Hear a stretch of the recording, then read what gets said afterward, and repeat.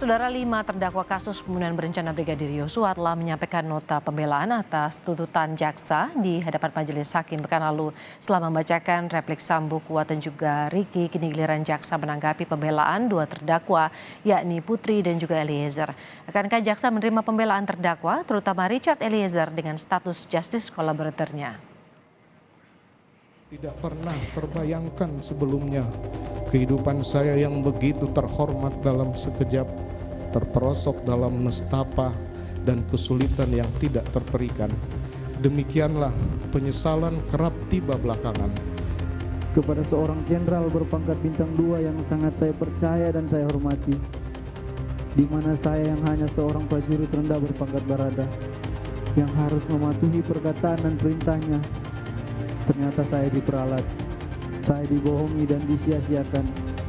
Bahkan kejujuran yang saya sampaikan tidak dihargai, malahan saya dimusuhi. Para terdakwa pembunuhan berencana Yosua Huta Barat terus berupaya lolos dari jerat hukuman yang menanti mereka. Pekan lalu, Kuat Maruf, Riki Rizal, Ferdi Sambo, Putri Chandrawati dan Richard Eliezer berturut-turut telah membacakan pembelaan mereka. Setelah membacakan replik terhadap 3 orang terdakwa, pekan ini hakim memerintahkan jaksa membacakan replik untuk terdakwa Putri Chandrawati dan Richard Eliezer.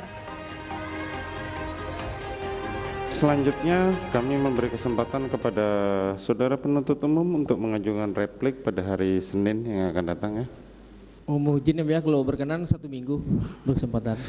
Janganlah, Senin saja.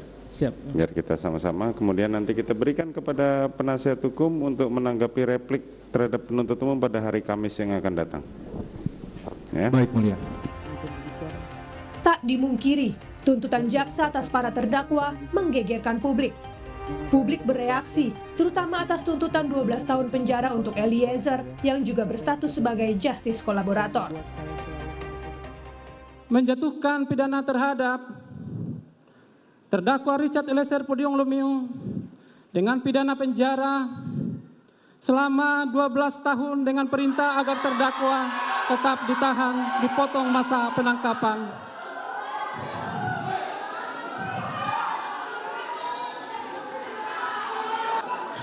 Kepada para pengunjung mohon untuk tenang. Jelang sidang replik, Lembaga Perlindungan Saksi dan Korban (LPSK) meminta jaksa mempertimbangkan status JC dalam repliknya. LPSK juga berharap hakim mengakomodasi rasa keadilan bagi masyarakat.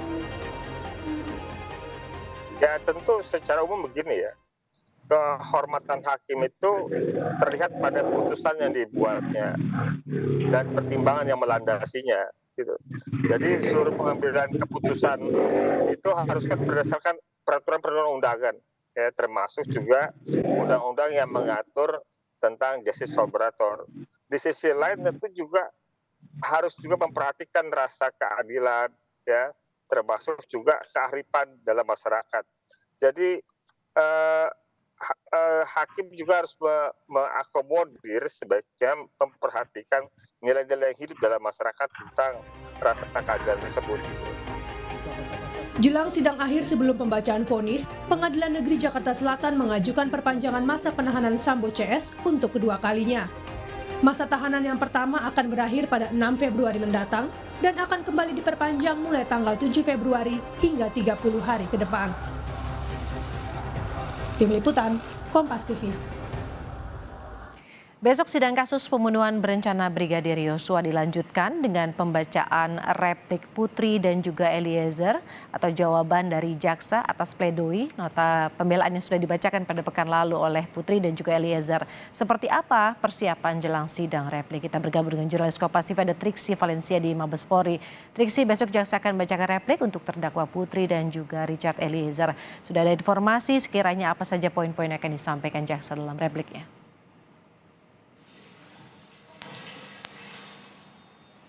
Ya, Woro, tentu jaksa penuntut umum ini pada dasarnya ini akan membacakan apa yang menjadi jawaban atau tanggapan dari nota pembelaan yang sudah dibacakan oleh terdakwa maupun juga penasihat hukum.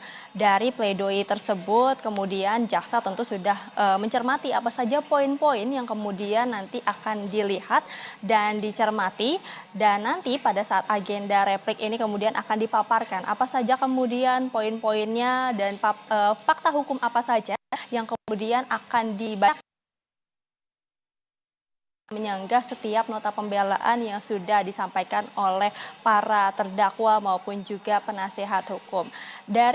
Kalau kita melihat dari sidang pledoi kemarin, ada sejumlah poin yang kami coba rangkum, Woro dan juga saudara, yakni dari Putri Chandrawati terlebih dahulu. Bagaimana dari nota pembelaan yang dibacakannya, Putri Chandrawati ini membantah setiap tuduhan yang datang terhadap dirinya. Yakni seperti halnya Putri Chandrawati dikatakan melakukan perselingkuhan, kemudian juga disebut mengada-ada hingga melakukan pengarangan peristiwa terkait dengan kekerasan seksual yang terjadi di Magelang, yang kita tahu ini menjadi pemicu kemudian terjadinya peristiwa pembunuhan terhadap Brigadir Yosua. Lalu kemudian juga yang tekankan dalam nota pembelaannya yang ini juga kemudian dibacakan oleh penasihat hukumnya adalah bagaimana kekerasan seksual yang diterima dan dialami, dan ini juga tetap bersikukuh bahwa itu terjadi pada tanggal 7 Juli 2022 kemarin. Dimana kalau dikatakan bukan hanya kekerasan seksual saja tetapi juga diterima oleh dirinya dari Brigadir Yosua.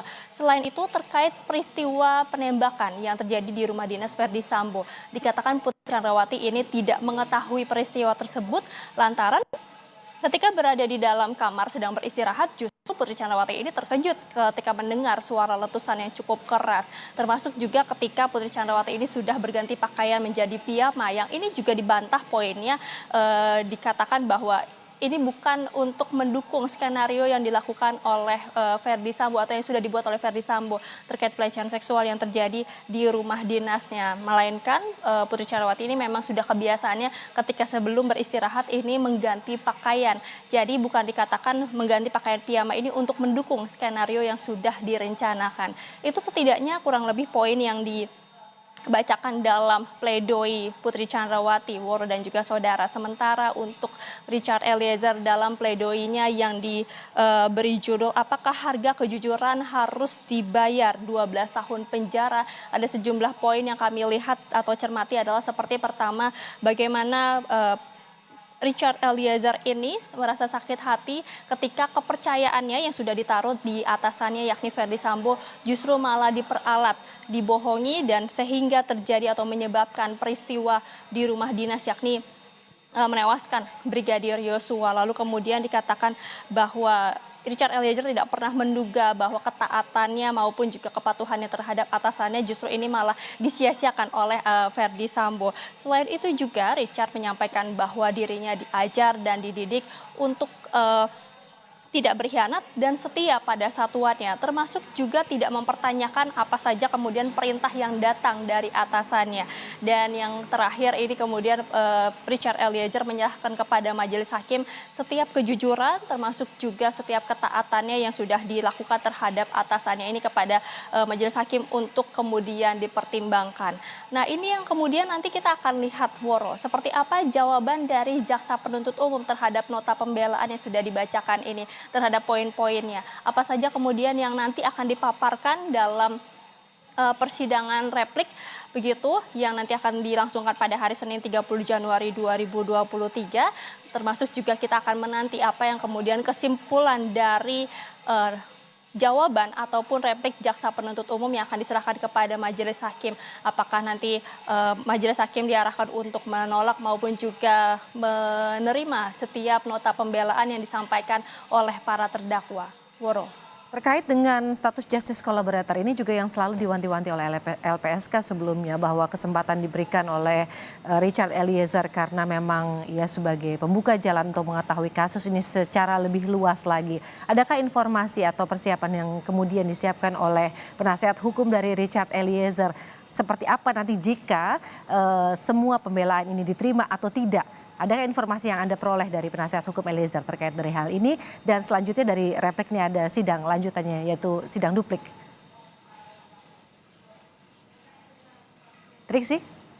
Iya Woro, kalau misalnya melihat dari keterangan penasihat hukum Woro dan juga saudara, bagaimana penasihat hukum ini tetap menyerahkan kembali kepada majelis hakim, kemudian juga tetap menghargai apa yang menjadi keputusan dari majelis hakim, termasuk juga apa yang disampaikan oleh jaksa penuntut umum. Tapi yang jelas mereka mengharapkan bahwa ketika kliennya sudah berkata jujur, kemudian juga bisa menyampaikan atau membuat terang peristiwa yang selama ini banyak dikaburkan, bukti-bukti yang banyak dihilangkan ataupun dirusak, ini justru harusnya bisa menjadi pertimbangan bagi majelis hakim untuk bisa memberikan keringanan hukuman bagi Richard Eliezer. Tapi tentu ini akan kembali lagi kepada keputusan majelis hakim Woro dan juga saudara, karena mengingat kalau minggu ini atau pekan ini sudah masuk agenda replik atau pembacaan jawaban dari jaksa penuntut umum, nanti setelahnya majelis hakim ini akan memberikan kesempatan kembali kepada penasihat hukum para terdakwa,